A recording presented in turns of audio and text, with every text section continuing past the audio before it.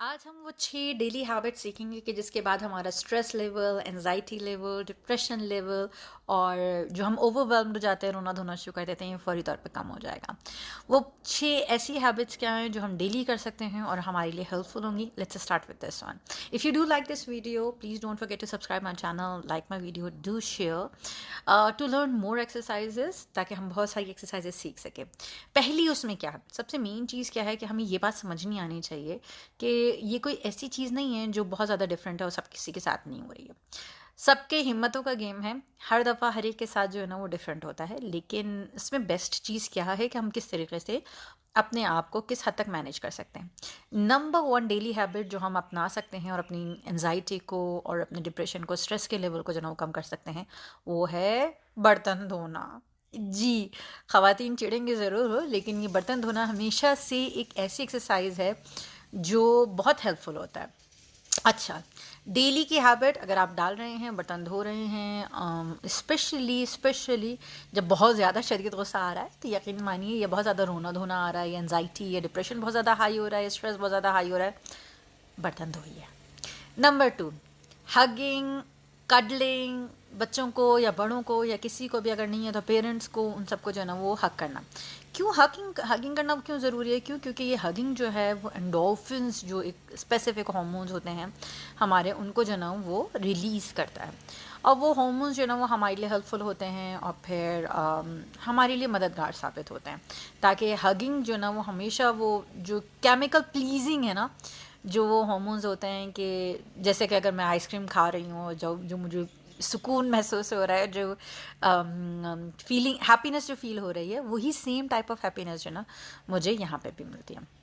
Okay, फिर उसके बाद और क्या किया जाए? उसके बाद ही किया जाए नंबर 3 पे, जो डेली हैबिट बहुत ज़रूरी है, मेक गुड पॉस्चर हैबिट।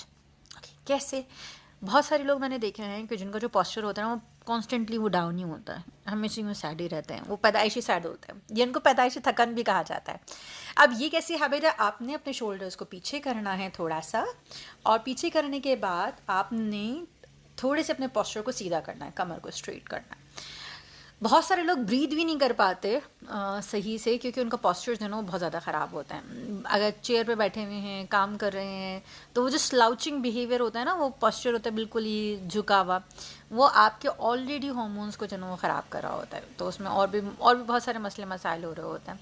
तो बेटर क्या है कि try to maintain good posture minimum 3 minute के लिए। ज़्यादा नहीं कह रही कि मैं हर वक्त आप अपना पॉस्चर को जो है ना गुड किए रखें, लेकिन ये ज़रूरी है।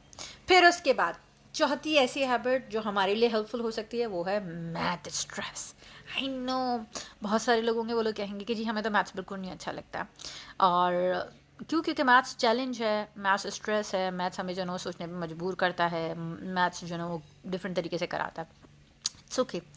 10 सेकेंड क्वेश्चन गेम्स भी डालेंगे, चैलेंज डालेंगे, तो उसमें भी आपको अंदाज़ा हो जाएगा कि ठीक है, अगर जो लोग मैथ्स नहीं करना चाहते, स्ट्रेस नहीं लेना चाहते, वो दूसरी चीज़ें कर लें। और वो क्या चीज़ें हैं? वो 10 सेकेंड क्वेश्चन हैं, आंसर दिस वन है, tell me name 3 things that start from H, just an example, और name 3 things that start from जी।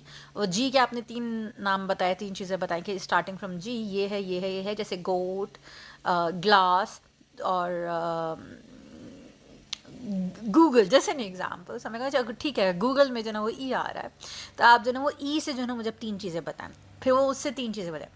हम लोग बचपने में खेलते थे नाम चीज़ जगह जानवर, शायद आप लोगों को याद होगा। तो वो क्या था? वो दरअसल जो ना वो एंटी स्ट्रेस था, हमने उसको छोड़ दिया, लेकिन आज भी उतना ही काम किया जितना वो बचपने में हमारे साथ काम का होता था। नंबर 5, पांचवी ऐसी कौन सी चीज़ है जो हमारे लिए हेल्पफुल हो सकती है? वो है मेडिटेशन। मेडिटेशन में क्यों कहूँगी काम की है?